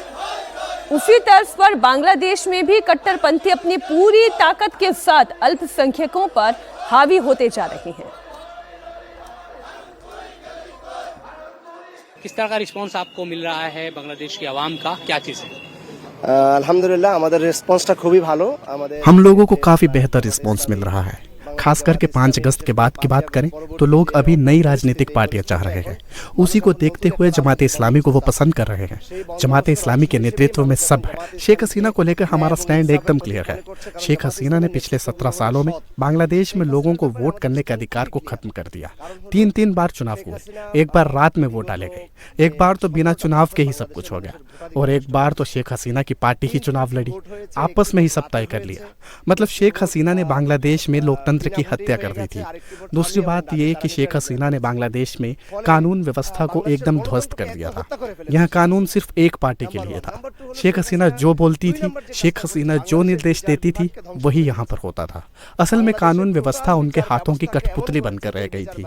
ছিল একদলীয় বিচার ব্যবস্থা। শেখ হাসিনা যা বলতো, শেখ হাসিনা যা করতো, যে নির্দেশ দিত তাই এখানে হইতো। আসলে বিচাররা ছিল একটা কাঠের পুতুল।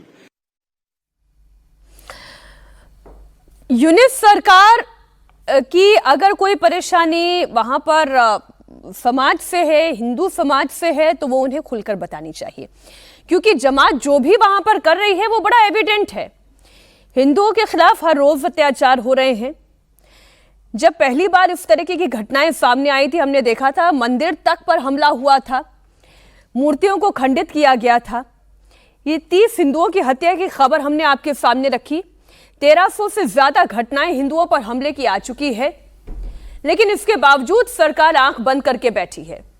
जमात अब क्यों सड़क पर निकल रही है, वो क्या चाहती है, और क्या बांग्लादेश, रागी जी, पाकिस्तान बनने की राह पर चल पड़ा है, जहां पर मुसलमानों के लिए ही सिर्फ जगह है, हिंदुओं के लिए जगह नहीं? देखिए, बांग्लादेश पहले भी पाकिस्तान की राह पर था।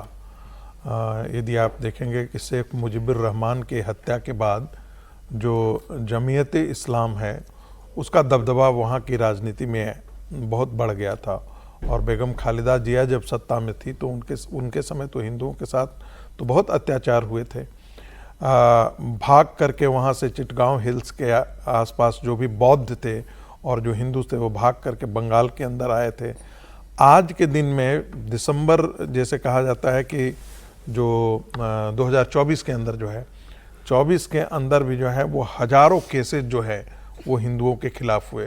8-9 हज़ार केसेस जो है वो हिंदुओं के खिलाफ हुए। उसमें 250-300 हिंदू लोग मारे भी गए हैं। वहाँ पे कई जो है उनको पुलिस स्टेशन में उनको जो है उनका केसेस रजिस्टर नहीं हो रहे हैं।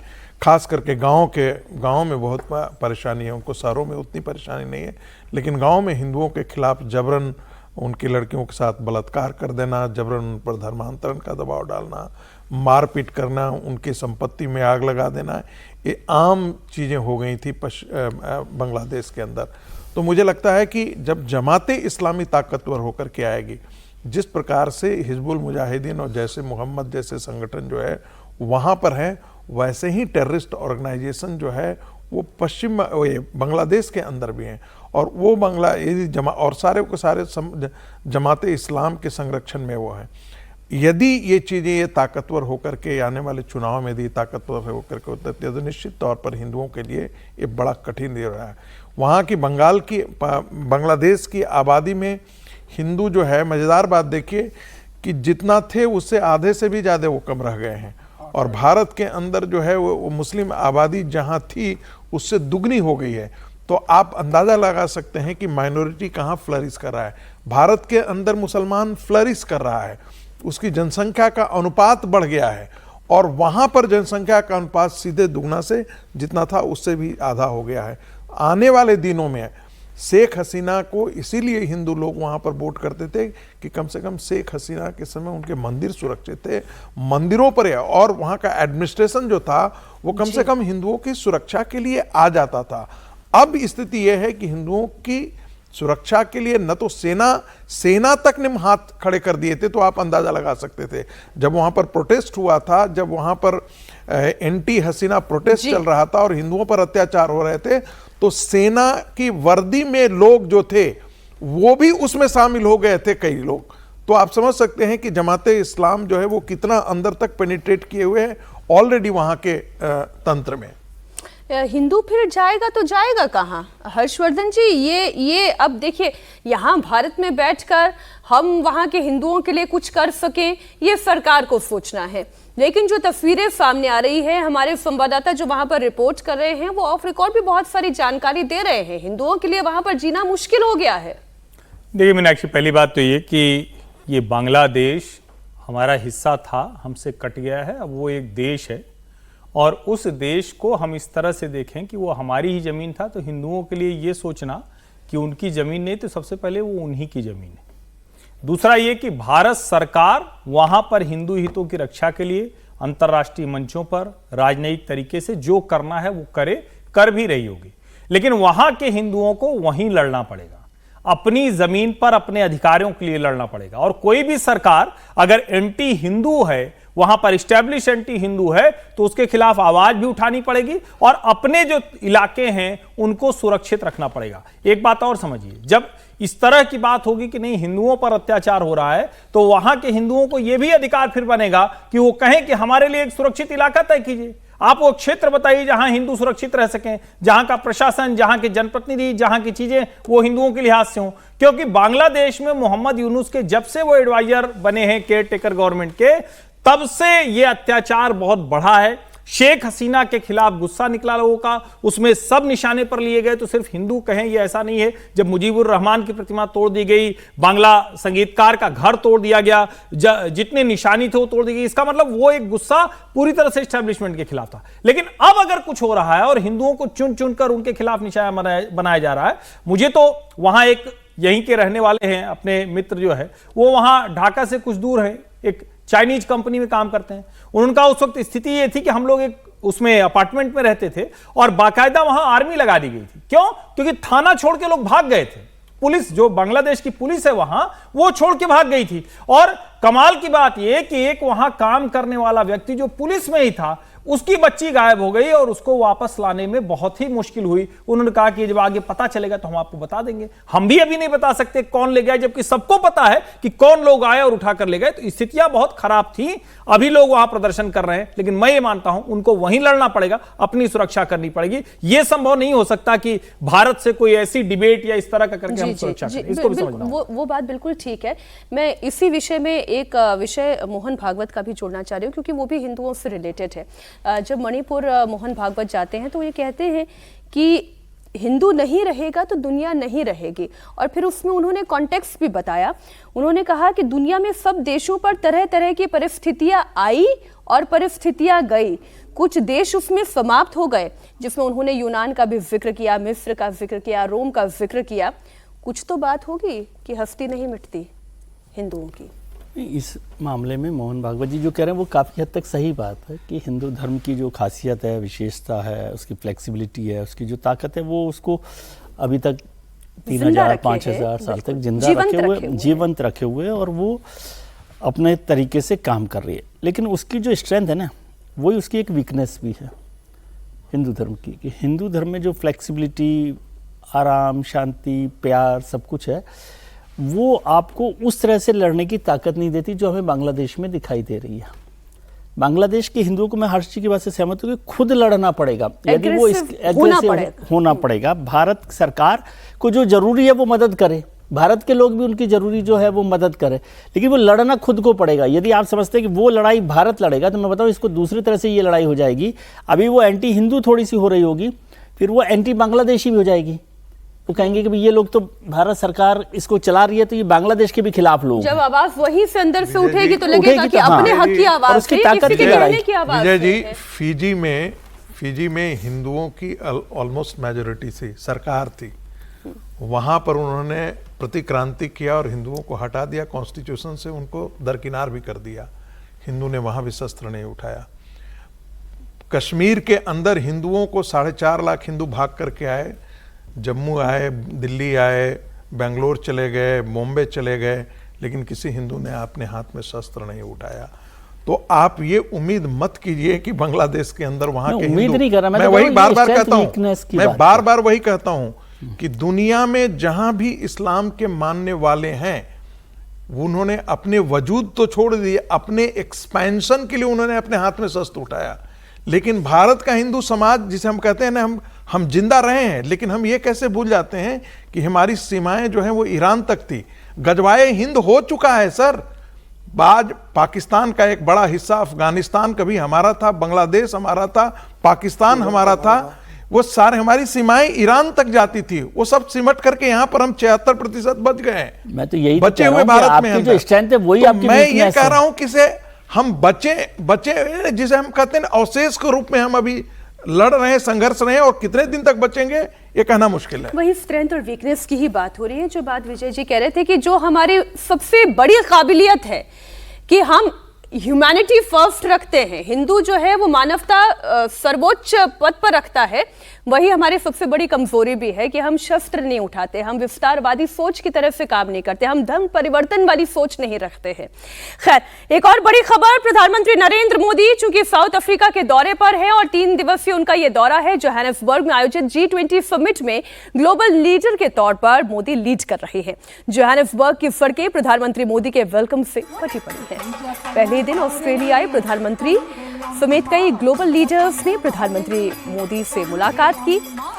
एयरपोर्ट पर रेड कारपेट वेलकम हुआ। भारतीय समुदाय के लोग प्रधानमंत्री मोदी से मिलने के लिए बेकरार दिखाई दिए।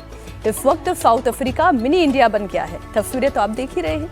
गंगा मैया के वेलकम गीत से प्रधानमंत्री नरेंद्र मोदी भी भाव विभोर हो गए। तमिल में यानी तमिल भाषा में इस गीत को प्रस्तुत किया गया।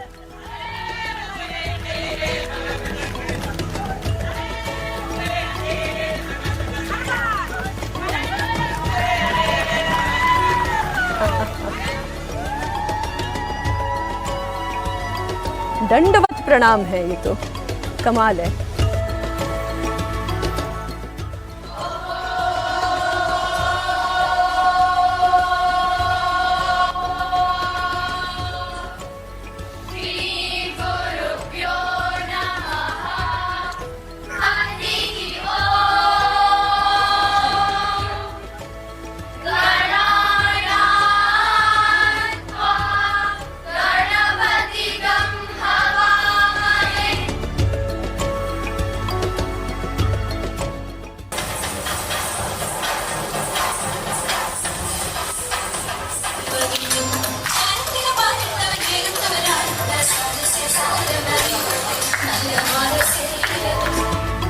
कई देशों की मीटिंग्स को लीड भी करने वाले हैं प्रधानमंत्री नरेंद्र मोदी, और ये भारत की धाक है जो दुनिया भी देख रही है।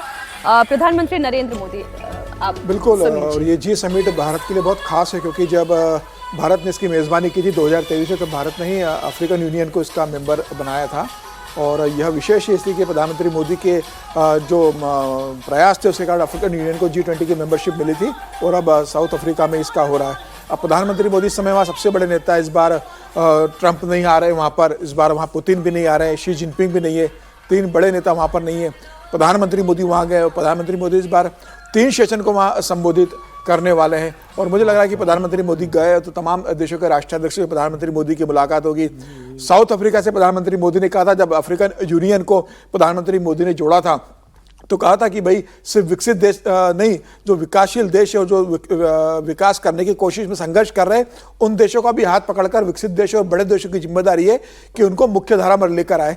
तो मुझे लग रहा है कि प्रधानमंत्री वहाँ पर जाकर कई द्विपक्षीय बातचीत भी करेंगे, कई इन्वेस्टमेंट का प्लान होगा, बड़ा इन्वेस्टमेंट भारत में आएगा और भारत सरकार भी उन देशों में बड़े इन्वेस्टमेंट की घोषणाएं कर सकती है।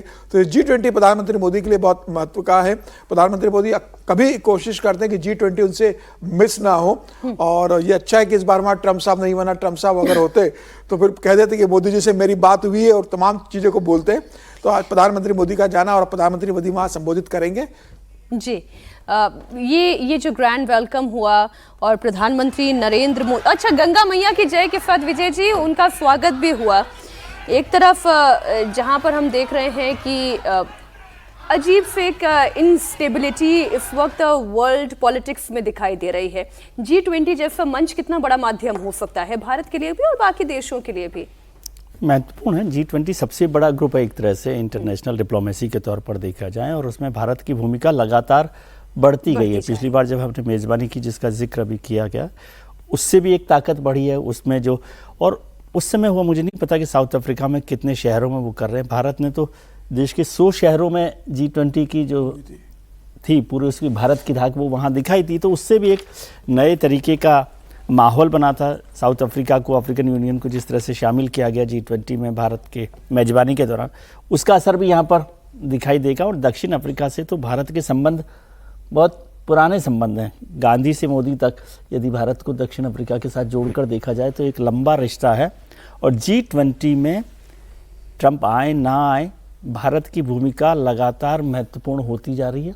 और वो इस सब चीज़ों को वो सारे दुनिया के देश समझ रहे हैं कि इंस्टेबिलिटी और ये जो सब चीज़ें हैं उससे दूर भारत एक मल्टी अलाइन डिप्लोमेसी पर काम कर रहा है और वो सबको दोस्त बनाने की कोशिश में लगा हुआ है। सबके साथ चलकर दुनिया को आगे बढ़ाने के जो एक्सरसाइज है उस पर काम कर रहा है। क्योंकि डोनाल्ड ट्रंप का इतना जिक्र आ गया, सेकेंड टर्म में डोनाल्ड ट्रंप पहले दिन से ही सुर्खियों में है।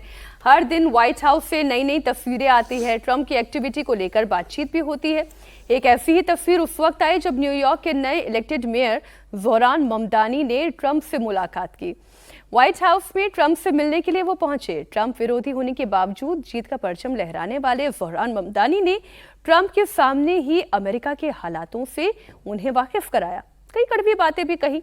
लेकिन दिलचस्प ये था कि जब पत्रकारों ने ममदानी से उनके पुराने आरोप पर सवाल पूछा जिसमें उन्होंने ट्रंप को फांसीवादी कहा था, इस सवाल पर ममदानी कुछ बोलते उससे पहले ही ट्रंप बोल पड़े और कहा कि कोई बात नहीं, आप बस हाँ कह दीजिए, अपने बयान पर कायम रहिए, कोई फर्क नहीं पड़ता।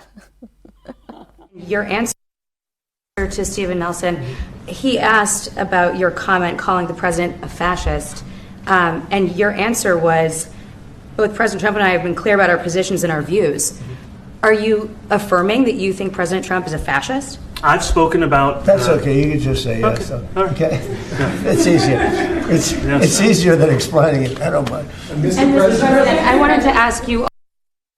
And what we found time and again is that working people were left behind in the politics of our city. And what we're looking to do is put those people right back at the heart of our politics so that we don't have a situation where we're in the wealthiest city in the history of the world, and yet 1 in 5 can't even afford $2.90 for a Metro card. Interesting. Harshvardhan ji तुरंत उनके हाथ पे patch करते हुए बोला कि ऐसी कोई तुम्हें उस पर चिंता करने की जरूरत नहीं है, there is no need to stress on it, और आप बस हाँ कह दीजिए, बाकी सब समझते ही हैं। नहीं देखिए मीनाक्षी, मुझे लगता है कि ये ट्रंप का जो कैरेक्टर है ना, उनका जो पर्सोना है उसको ये डिफाइन करता है।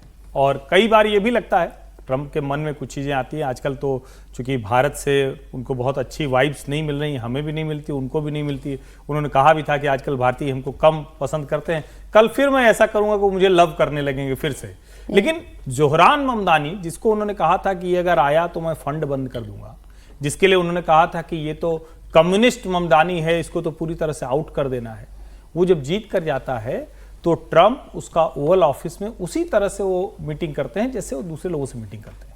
इसको यूं भी समझें, कई बार हम लोग जब कहते हैं डेमोक्रेसी का यही मतलब होना चाहिए। आप ये तो हो नहीं सकता है कि सब एक जैसा सोचने लगे, ऐसा होगा तो फिर वो वन पार्टी डेमोक्रेसी हो जाएगी जो असल में डिक्टेटरशिप है, चाइना जैसी। तो मुझे लगता है ये ठीक है। अब ये है कि दोनों की जो पॉलिसी है वो कितनी टकराएगी।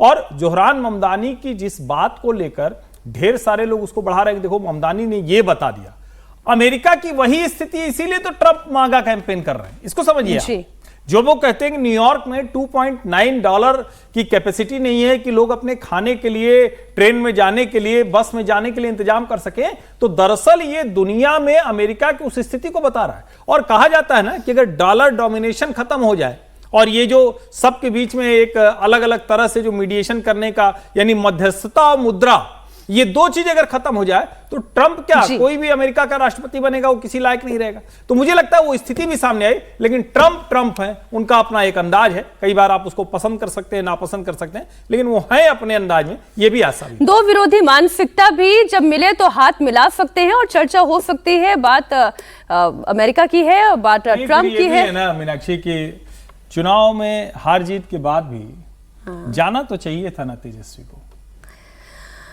हमारे यहाँ तो नेता प्रतिपक्ष हैं, वो यहाँ पर फिर वोट चोर गद्दी चोर जैसे नारे होते हैं, मतलब छोड़िए ना, उस तरह नहीं जाते। ट्रंप ने जो है ना ममदानी को जो है ह्यूमिलिएशन से बचा लिया, क्योंकि वो इस पर कुछ बोलते तो भी परेशानी होती। बल्कि इस तरह से एक बेहतर लीडर के तौर पे उन्होंने अपने आप को रिप्रेजेंट किया। भले ही हम ट्रंप को कुछ भी कहते रहे, ठीक बात, ममदानी अपनी बात कर रहे हैं और रिलैक्स कॉन्वर्सेशन था। इमेज इससे बड़ा हुआ होगा, कोई छोटा नहीं होगा। कहानी कुर्सी की में अब बात होगी कर्नाटक में कुर्सी के नाटक की। एक बार फिर से ये सुर्खियों में है। वजह है कि उप मुख्यमंत्री डीके शिव कुमार के करीबी माने जाने वाले एक मंत्री और कई विधायक हाल ही में दिल्ली पहुंचे थे। माना जा रहा है कि वो दिल्ली में पार्टी हाईकमान से मुलाकात कर मुख्यमंत्री बदलने की मांग करके लौटे हैं। और ये पूरा घटनाक्रम उस वक्त सामने आया जब मुख्यमंत्री सिद्धरामैया ने अभी हाल ही में अपना 2.5 साल का कार्यकाल पूरा किया है। कांग्रेस के भीतर सत्ता संतुलन का ये विवाद कोई नया भी नहीं है। मई 2023 में चुनाव नतीजे के बाद मुख्यमंत्री पद को लेकर सिद्धरामैया और डीके शिव कुमार के बीच में बहुत खींचतान हुई थी। तब खबरें ये भी आई थी कि बारी बारी से मुख्यमंत्री के फॉर्मूले पर सहमति बन गई है और इसके तहत 2.5 साल शिव कुमार को पद संभालना था। हालांकि पार्टी ने कभी इसकी आधिकारिक पुष्टि नहीं की और सिद्धरामैया इस दावे को पहले ही खारिज कर चुके हैं। सिद्धरामैया ने यह साफ कहा कि वे 5 साल का कार्यकाल पूरा करेंगे। सिद्धरामैया ने चामराजनगर में एक सभा में संकेत दिया कि उनकी स्थिति मजबूत है और वे आगे भी मुख्यमंत्री बने रहेंगे। हालांकि डीके शिव कुमार से जब इस बाबत सवाल पूछा गया तो उन्होंने कहा कि सभी 140 एमएलए मंत्री और सीएम बनने के लायक हैं। वे सब कुछ बन सकते हैं, कुछ मतलब मंत्री बन सकते हैं, इंपॉर्टेंट पोजीशन मिल सकती है। उन्होंने कहा कि वो 5 साल पूरे करेंगे। मैं उन्हें शुभकामनाएं देता हूं, हम सब उनके साथ काम करेंगे। Sir, it's been read in different ways, sir. It's been read in different ways. All 140 members are eligible to become minister, chief minister, everything they can become. Now no question is there. Honorable Chief Minister is there. He said that he will come to complete 5 years. I wish him all the best. We will all work with him. अब कर्नाटक के पूर्व मंत्री और सिद्धरामैया के समर्थक K. N.. Ramana ने कहा कि जो एआईसीसी के लेटर में लिखा है उसी का पालन करना चाहिए। लेटर में सीएम का नाम सिद्धरामैया और डिप्टी सीएम का नाम डीके शिव कुमार लिखा हुआ है। उसमें कहीं मेंशन नहीं है कि ये सब किसी समय सीमा के लिए है। ಎಐಸಿಸಿ ನಲ್ಲಿ ಒಂದು ಲೆಟರ್ ನೀವೆಲ್ಲ ಓದಿದಿರೋ ನೋಡಿದಿರೋ ತೋರಿಸ್ತೀನಿ ನಿಮಗೆ. Siddaramaiah will be the chief minister ಅಂತ ಹೇಳಿದ್ರು. ಆಫ್ಟರ್ ದಟ್ ಅದೇ ಲೆಟರ್ ಅಲ್ಲಿ ಎಐಸಿಸಿ ಕಮ್ಯುನಿಕೇಶನ್ ಅಲ್ಲಿ ಏನಿದೆ, DK Shivakumar will be the lone DCM, he will continue up to the parliament election ಅಂತ ಹೇಳಿದ್ರು. ರೈಟಿಂಗ್ ನಲ್ಲಿ ಇದೆ, ಅದು ಫಾಲೋ ಆಗಿದೆಯಾ? ಬೇರೆಯವ್ರನ್ನ ಕೇಳಬೇಕಾದ್ರೆ ಅವರು ನಡ್ಕೋಬೇಕಲ್ಲ, ಅದು ರೈಟಿಂಗ್ ನಲ್ಲಿ ಇರುವಂತದ್ದು. ಇದೇನು 30 ತಿಂಗಳಾಗಿತ್ತು 20 ತಿಂಗಳಾಗಿತ್ತು ಅಂತೇಳಿ ಇದೇನು ಎಲ್ಲೂ ಕೂಡ ರೈಟಿಂಗ್ ನಲ್ಲೂ ಇಲ್ಲ. ಅದು ಯಾರ್ಯಾರು ಮಾತಾಡ್ಕೊಂಡವರು ನಮ್ಗೆ ಯಾರಿಗೂ ಗೊತ್ತೂ ಇಲ್ಲ. ಆದ್ರೆ ಎಐಸಿಸಿ ಇಂದ ಇಶ್ಯೂ ಮಾಡಿರೋ ಒಂದು ಪ್ರೆಸ್ ಸ್ಟೇಟ್ಮೆಂಟ್ ಅಲ್ಲಿ ಅದು ನಿಮ್ಗೆ ಕಾಪಿ ಬೇಕಾದ್ರೆ ನಾಳೆ ನಾನು ಕೊಡ್ತೀನಿ ನಾನು ಬೇಕಾದ್ರೆ. It is there in the AICC ಇದು ಯಾವುದು ನಿಮ್ಮ ಪ್ರೆಸ್ ರಿಲೀಸ್ ಅಲ್ಲಿ. Siddhamaya will be the leader, DK Shivakumar, he will be the lone DCM, he will continue up to the parliament elections ಅಂತ ಇದೆ. ಅದನ್ನು ಯಾರನ್ನ ಫಾಲೋ ಮಾಡೋರ? ರೈಟಿಂಗ್ ನಲ್ಲಿ ಇಲ್ವಾ ಅದು? ಹಾಗಾಗಿ ಮೊದಲು ಏನೆಲ್ಲ ಇದೆ ನಾನು ಅದನ್ನು ನಡ್ಕೋಬೇಕು, ಆಮೇಲೆ ಇನ್ನೊಬ್ಬರನ್ನ ಕೇಳಬೇಕು. ನಾವು ನಡ್ಕೊಳ್ಳೋದೇನೆ ಇನ್ನೊಬ್ಬರು ನೀನು ಮಾತ್ರ ಸತ್ಯ ಹರಿಶ್ಚಂದ್ರ ಆಗು, ನಾನು ಮಾತ್ರ ಕಷ್ಟ ಇರ್ತೀನಿ ಅಂತ ಹೇಳಕ್ಕಾಗ್ತದ? ಎಲ್ಲರೂ ಸತ್ಯ ಹರಿಶ್ಚಂದ್ರ ಆಗಬೇಕು ಅಂತಕ್ಕಂಥದ್ದು ನಾನು ಬಯಸ್ತೇನೆ. डीके शिव कुमार ने जिस तरह से सीएम को धन्यवाद कहा, शुभकामनाएं दी, उससे ये तो समझ में आ रहा है विजय जी कि डीके शिव कुमार की लॉयल्टी पूरी तरीके से कांग्रेस पार्टी के हाईकमांड के लिए है, लेकिन क्या उतनी ही लॉयल्टी कांग्रेस हाईकमांड ने डीके शिव कुमार के लिए भी दिखाई? ये सवाल आपने उस समय पूछा था जब सचिन पायलट के लिए मुख्यमंत्री बनाने की बात हो रही थी, ज्योतिरादित्य सिंधिया जी की बात हो रही थी, टीएस सिंहदेव की बात हो रही थी। ये तो आदिकाल से जुड़ा हुआ सवाल है कांग्रेस के साथ कि तो अपनों के साथ कभी भी दगा कर सकती है। दगा नहीं करते, फैसला लेने में टालते रहते हैं। मैं दगा नहीं कहूंगा क्योंकि लीडरशिप किसके साथ दगा करेगी? लीडरशिप को तो फैसला लेना है ना। तो कांग्रेस लीडरशिप को बल्कि कई बार होता है कि हम अनुभव से समझते हैं। कई लोग कहते हैं कि गलती दूसरा करे उससे समझ जाइए, फिर बहुत सारे लोग होते हैं जो अपनी गलती से समझते हैं। लेकिन यहाँ तो आपने मध्य प्रदेश में देखा होगा कि अपनी पार्टी को कैसे आपकी लीडरशिप के फैसले नहीं लेने की वजह से टूटी। ज्योतिरादित्य सिंधिया काफी, जब सब्र का बांध सबका अलग अलग फिर पार्टी का हश्र क्या हुआ? कर्नाटक में एक बार सरकार गवा चुके हैं, ये टूट के कर्नाटक में भी गवा चुके हैं। और शिव कुमार, और मुझे नहीं लगता कि वो अभी जो जातिगत समीकरण है कर्नाटक के, उसमें उनकी हिम्मत है कि सिद्धारमैया को हटाकर वो करें। लेकिन ये पार्टी पूरी तरह से शिव कुमार चला रहे हैं, ये भी सच बात है। वो उनके एटीएम भी हैं, तो वो सबका अपनी अपनी योग्यता होती है, अपना अपना काम होता है किस तरह से। अब कांग्रेस की परेशानी है ना, मान लो केंद्र में सरकार होती तो वो एक लीडर को यहाँ ले आते, एक लीडर को वहाँ रख लेते। अब उनके पास ऐसी कोई व्यवस्था नहीं है, लेकिन कुछ ना कुछ उसको हल करना चाहिए, वरना नुकसान कांग्रेस का होगा। और कर्नाटक का भी नुकसान हो ही रहा है, जब दो बड़े लीडर्स के बीच में इस तरह का विवाद लंबे समय से चल रहा है। तो या तो साफ कर देना चाहिए उनको, शिव कुमार को बुलाकर, या सिद्धारमैया को कि भाई आप में से किसको क्या रहना है, क्या करना है। लेकिन वो भी वो नहीं करते। आपने तो देखा होगा सचिन पायलट मानेसर तक भी पहुंच गए थे अपने विधायकों को लेकर, वहां तो बहुत लेकिन कुछ नहीं किया। और ज्योतिरादित्य सिंधिया ने तो पार्टी तोड़ दी। मीनाक्षी जी, मेरा तो ये कहना है कि सिद्धारमैया और डीके शिव कुमार को इस लड़ाई लड़ने से बेहतर ये है कि वो वहाँ की ट्रैफिक व्यवस्था और सड़कों को ठीक करे। वो शुभम शुक्ला जी का बयान आया, शुभम शुक्ला अंतरिक्ष यात्री है, उन्होंने कहा कि अंतरिक्ष पहुंचना आसान है, बेंगलोर पहुंचना बहुत मुश्किल है। इतना ट्रैफिक और इतनी सड़कों की जो हालत है कर्नाटका की, और जिस तरीके से उन्होंने कटाक्ष व्यंग किया है, ये शर्म की बात है कर्नाटक की कांग्रेस सरकार के लिए कि इतना सिलिकॉन वैली जैसे शहर में आप ना ट्रैफिक व्यवस्था बेहतर दे सकते हो, ना आप वहाँ पे ट्रांसपोर्ट की व्यवस्था आप ठीक कर पा रहे हो, ना वहाँ सड़कें इतनी बुरी कर रखे हो कि किरण मानेकशॉ को कहना पड़ता है कि भाई मैं आपकी सड़कें बनवा देती हूँ, आप बताइए कौन सी बनवाना है, मैं आपको पैसा देती हूँ। और बेशर्मी से मुख्यमंत्री वहाँ के उद्योगपति से कहते हैं कि आप अपना प्राइवेट जगह खोल दीजिए, ट्रैफिक के लिए डाइवर्ट करने के लिए हमें जगह मिल जाएगी। मतलब ये हालत अगर कर्नाटका की सरकार है तो कर्नाटक की सरकार अपने लॉ एंड ऑर्डर पर, अपनी व्यवस्था पर, इंफ्रास्ट्रक्चर पर ध्यान दे। मुख्यमंत्री कौन बनेगा, अगर इसी से लड़ते रहे तो फिर चुनाव ज्यादा दूर नहीं, हर 5 साल में चुनाव होते, 2.5 साल बाद में चुनाव जाओगे, फिर हमेशा के लिए कर्नाटका से आप साफ हो जाओगे। तो डीके शिव कुमार जो एक्स पोस्ट पर भी अपना स्टेटमेंट लिख रहे थे, उसमें भी उन्होंने ये कहा कि 140 MLAs आर माई MLAs। लगा कि शायद कोई क्रांति होगी, लेकिन अगले ही लाइन में फिर वो ये जब कहते हैं कि making a group is not in my blood, यानी कि एक अलग से ग्रुप बना लेना ये मेरे खून में शामिल नहीं है। तो ये तो समझ में आता है कि उनकी लॉयल्टी पूरी है, लेकिन कब तक दगाबाजी या ठगी या जिसे विजय जी फैसले का नाम दे रहे हैं, इस फैसले से, आलाकमान के फैसले से डीके शिव कुमार संतुष्ट रहेंगे, ये एक सवाल बना रहेगा। नेताओं के बीच महाराष्ट्र में सब कुछ ठीक नहीं चल रहा है। महायुति सरकार में मुख्यमंत्री देवेंद्र फडणवीस और डिप्टी सीएम एकनाथ शिंदे के बीच दूरियां बढ़ती चली जा रही हैं। शुक्रवार को दोनों नेता शहीद स्मृति दिवस के मौके पर शहीदों को श्रद्धांजलि देने के लिए पहुंचे, लेकिन फडणवीस और शिंदे दूर से राम राम करते हुए अलग थलग नजर आए। जानकारों का कहना है कि इन दूरियों की वजह बीजेपी द्वारा शिंदे शिवसेना के नेताओं को तोड़कर अपनी पार्टी में शामिल करने को लेकर है। इस शिकायत को लेकर बुधवार को शिंदे ने दिल्ली में केंद्रीय गृह मंत्री अमित शाह से भी मुलाकात की थी। इसके बाद से ऐसी भी खबर है कि पिछले करीब 48 घंटे से दोनों नेताओं के बीच बातचीत बंद है। इससे पहले बुधवार को नए फौजदारी कानून को लेकर आजाद मैदान में आयोजित प्रदर्शनी के उद्घाटन के मौके पर फडणवीस के साथ शिंदे भी जाने वाले थे, लेकिन डिप्टी सीएम ने कन्नी काट ली। पटना की एक तस्वीर आपको याद होगी, जब नीतीश कुमार का शपथ ग्रहण समारोह था, सीएम फडणवीस मंच पर थे, शिंदे और अजीत पवार भी पटना पहुंचे थे, लेकिन जो तस्वीर है वो कुछ अलग दिखाई दे रही थी। तीनों साथ साथ नहीं दिख रहे थे। शिंदे और अजीत तो एक साथ, शिंदे और अकेले नजर आए और उनकी अमित शाह के साथ तकरीबन 40 मिनट तक अलग से बातचीत भी हुई थी। समीर जी के पास ज्यादा इससे जुड़ी हुई इंफॉर्मेशन होगी। अब ये बताएं, क्या कोई ऑपरेशन लोटस की शिकायत भी हुई है? देखिए, तमाम इश्यू थे, सिर्फ एक ऑपरेशन लोटस का नहीं था, क्योंकि बहुत बड़े नेताओं का नहीं लिया गया, लेकिन ये निश्चित रूप से ये शिकायत रही होगी और की भी थी कि भाई एक दूसरे के साथ गठबंधन में है तो हम गठबंधन धर्म का पालन करें, एक दूसरे के अंदर तोड़फोड़ करने की कोशिश ना करें। फिर अभी बीएमसी के चुनाव आ रहे हैं, कॉर्पोरेशन के, तो सीटों का डिस्ट्रीब्यूशन कैसा होगा, क्या बीजेपी अकेले चुनाव लड़ने का मन बना रही है, तो गठबंधन में तो सहयोगी साथ में लेकर चलना है, और तमाम मुद्दे रहे होंगे। अब देखिए, महाराष्ट्र के अंदर देवेंद्र फडणवीस मुख्यमंत्री है, एकनाथ शिंदे पूर्व मुख्यमंत्री, उप मुख्यमंत्री, वो अपने आप को मुख्यमंत्री से कम नहीं मांगते।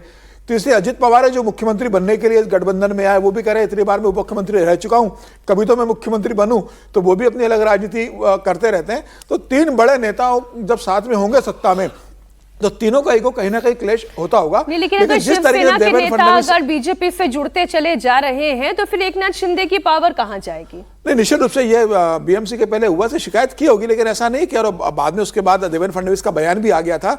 जब एकनाथ शिंदे दिल्ली आए थे उसके पहले देवेंद्र फडणवीस का नागपुर में बयान आ गया था कि भाई इस तरीके से नहीं होना चाहिए। अगर कोई अपनी पार्टी में अगर नहीं महसूस कर रहा है, दूसरी पार्टी में आता है तो उसे रोका नहीं जा सकता, लेकिन किसी भी पार्टी को किसी की पार्टी में जबरदस्ती घुसपैठ करके तोड़ने की जरूरत नहीं है। तो मुझे लग रहा है कि तीनों के बीच में अंडरस्टैंडिंग काफी बेहतर बनी हुई और जिस तरीके से देवेंद्र फडणवीस सरकार को चला रहे हैं, जिस तरीके से प्रदर्शन कर रहे हैं, जो काम कर रहे हैं, वो काबिल तारीफ है। और एकनाथ शिंदे का भी 2.5 साल का मुख्यमंत्री का कार्यकाल रहा है।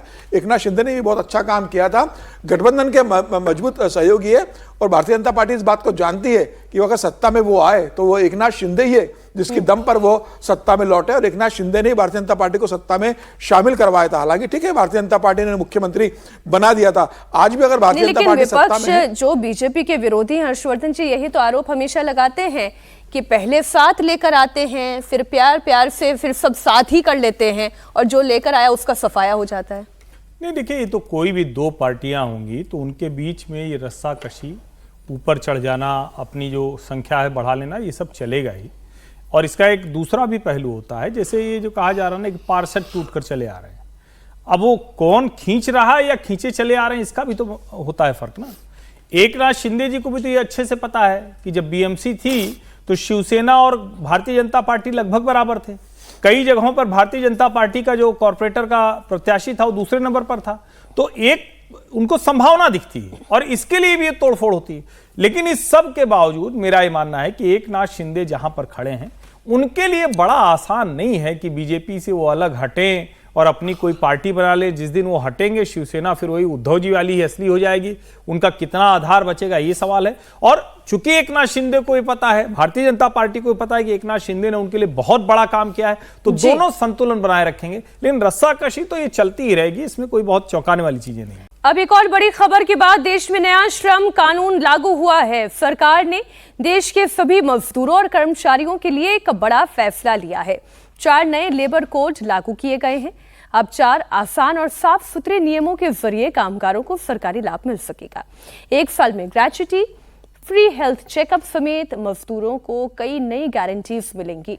श्रम मंत्रालय के मुताबिक देश में 4 नई श्रम संहिताएं लागू होने का फायदा 40 करोड़ से ज्यादा श्रमिकों को मिलेगा। प्रधानमंत्री नरेंद्र मोदी ने इस फैसले का स्वागत करते हुए कहा कि हमारी सरकार ने 4 लेबर कोड लागू कर दिए हैं। आजादी के बाद ये श्रमिकों के हित में किया गया सबसे बड़ा रिफॉर्म है।